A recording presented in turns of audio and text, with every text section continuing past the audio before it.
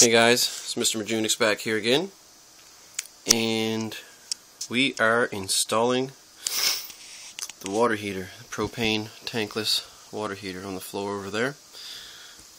Got my good little plumbing kit here. I've added some more to it since the last update I've had. Now I've already got the old hot water heater disconnected. As you can see, we have here, that's the cold that goes in. That went over to here. This is the hot going back out. That went to right here. I put in a water filter the other day. Yesterday, went into the house for a few hours and replumbed and got it there. I want a new water filter, so all the water going to my new hot water heater is going to be filtered out very well. So we got that all disconnected now. I'm going to be moving that back in the corner all the way it goes. And I'm going to be mounting on the wall right here. I think we have just a little bit more than the minimum clearances needed for that tankless water heater, which is good. And stud right in the middle there, so we should all find it. I'll come back in a minute here and show you the progress. Alright, so back here again. We got some progress made. Obviously we got that mounted on the wall.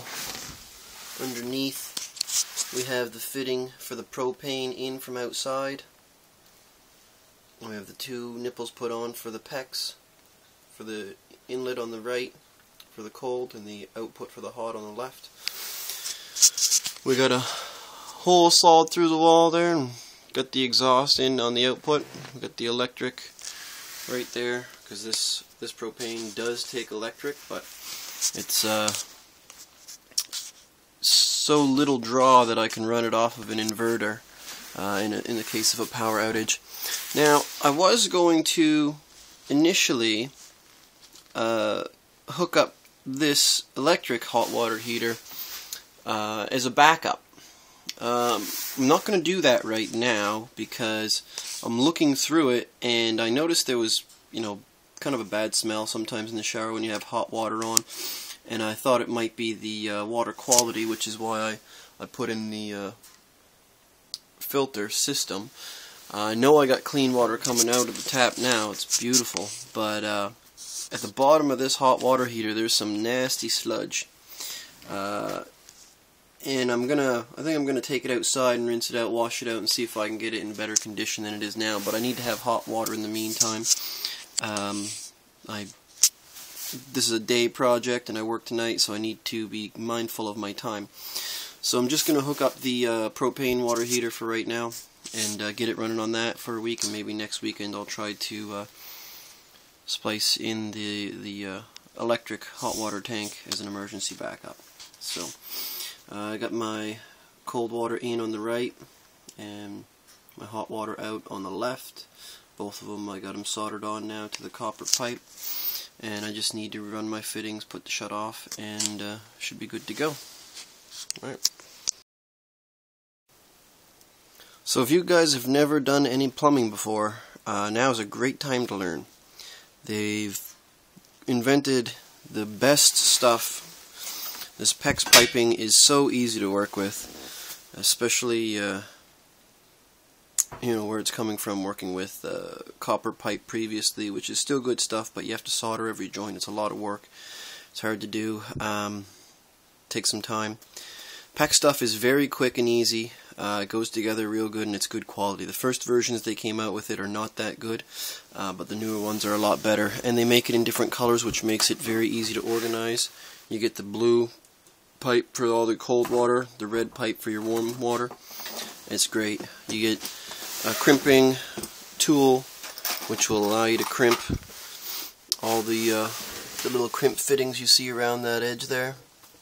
It just crimps together and holds tight on top of brass. I always get the brass fittings on the ends. I think they're better quality, better made. $40 for a crimping tool, and then you need a cutting tool to cut the pipe. Just very simply cut it. You'll see how that, you just put the pipe in there, cut through it. It cuts fairly easy.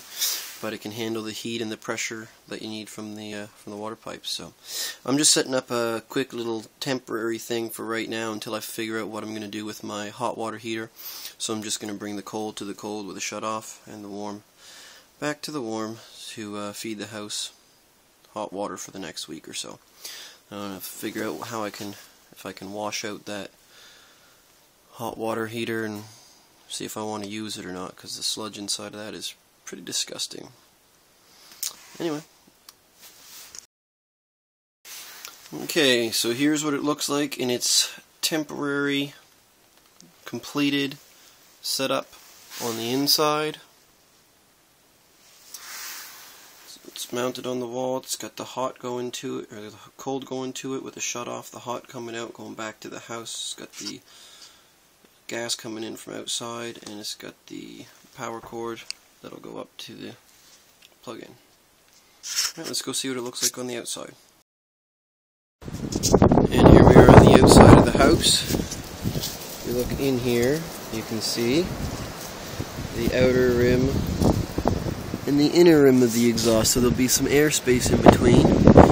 It'll be equal all the way around. We have a gas fitting coming out, which I'm actually going to turn this way to go into the regulator, because this is a dual stage regulator, which is the proper.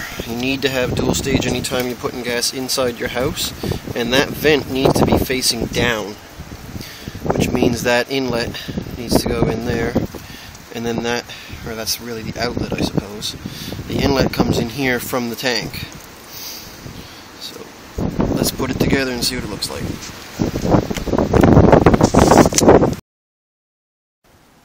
Now, something you got to look out for out here is that the exhaust is leaning down away from the house, which in this case it certainly is, at least by a couple degrees. That way any rain that falls on it will go away from the hot water heater and not into the exhaust vent. So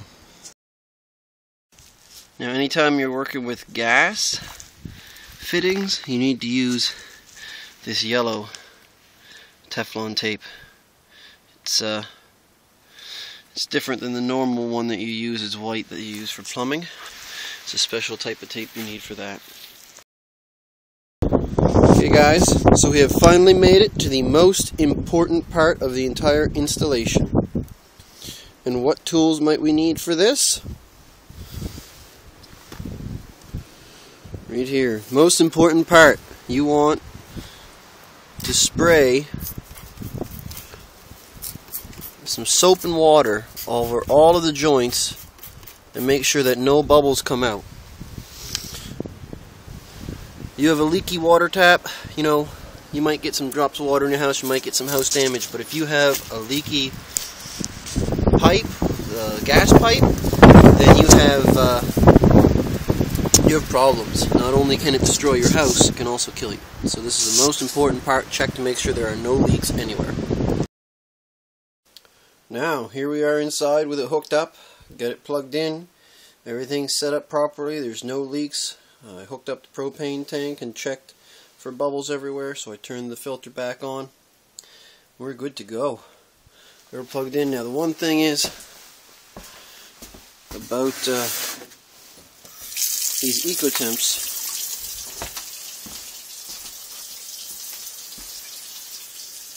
Is that they have a very high water threshold. They need a lot of water to go through them before they'll actually turn on. And as you'll notice that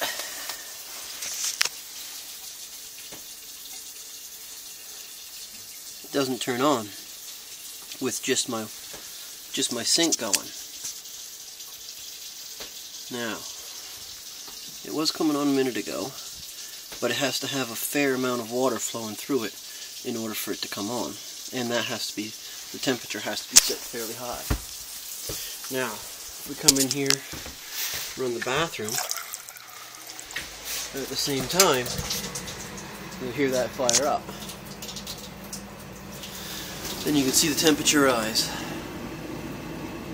72.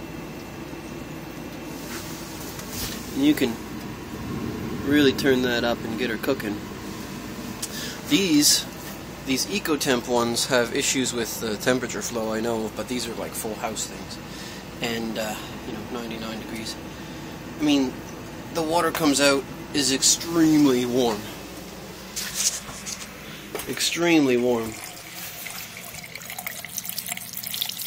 And I don't even have the gas turned up, but that's warm. So we got it all working, it's good. I'm going to try to troubleshoot, see if we can get it to go with the kitchen sink, try to see how I can configure these knobs to make it go with a better with a less. So I played with the pressure settings on the pump, and I just made sure that it stayed at the highest pressure and put it at a higher cutoff pressure, and that way it always has the amount of water throughput that it needs in order to activate the hot water heater. And as you can see, that is some hot water coming out of that tap. That steam flowing up. So we got some hot water flowing even out of the kitchen.